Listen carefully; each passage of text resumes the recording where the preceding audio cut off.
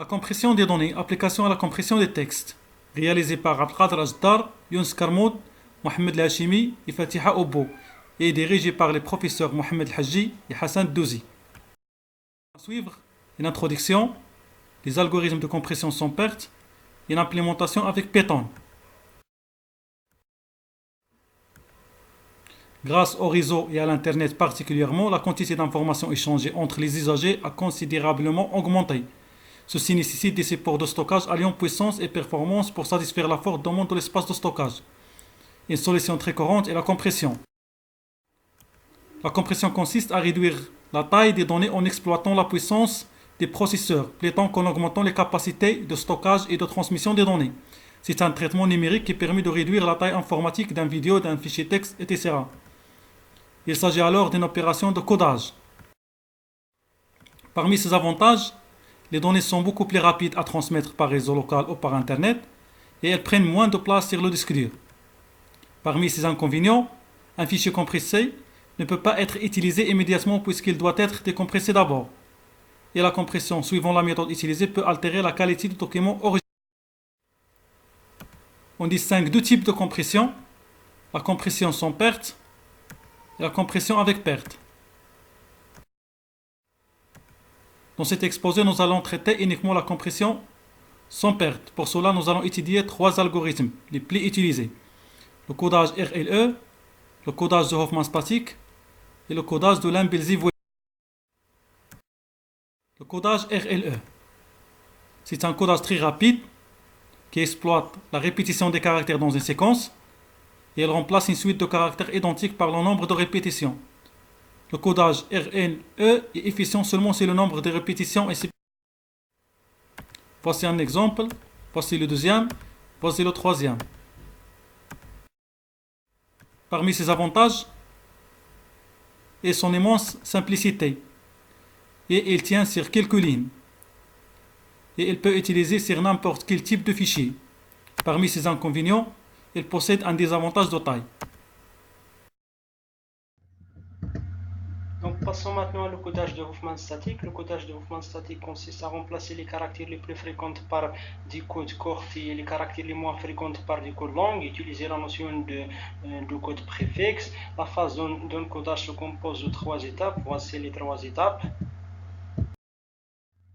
Donc, voici un exemple.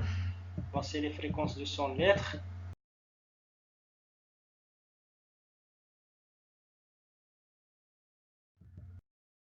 Voici l'arbre final de l'exemple. Donc, parmi les avantages de codage de Hofmann, il offre une compression caractère par caractère optimale, c'est-à-dire on ne peut pas obtenir des codes binaires plus courts pour les caractères. Voici les inconvénients. Donc on passe à le codage de Limbelzi-Weyl. Cette méthode a été améliorée avec l'arrivée de cet algorithme qui utilise une structure de données XLR pour stocker les séquences répétées. Cette structure appelée. Voici un exemple, la même source. La sortie de cet algorithme sera un fichier composé de symboles et d'indices. Donc je vais finir par les avantages et les inconvénients de cette méthode. Donc, parmi ces inconvénients, on introduit des éléments supplémentaires dans le dictionnaire qui peuvent être utilisés.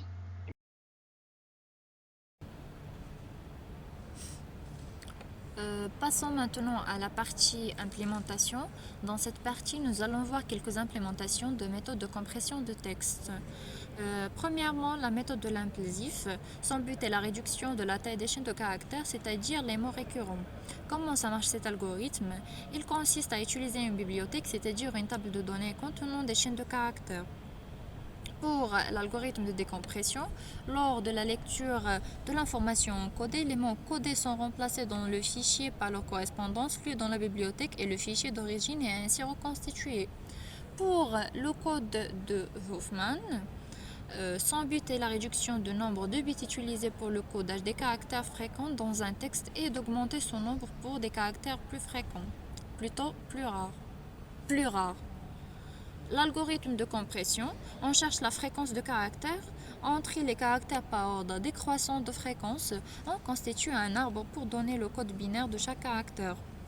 Le fichier compressé se compose d'une suite de codes sans séparateur, bien que les codes comportent un nombre variable de bits, car chaque code a la propriété d'unicité de son préfixe.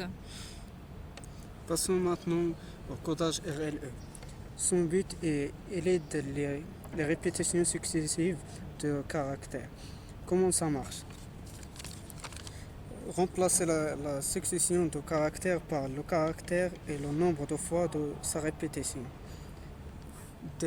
Et pour l'algorithme de décompression, durant la lecture du fichier compressé, lorsque le caractère spécial est reconnu, on effectue l'opération inverse de la compression tout en supprimant ce caractère spécial.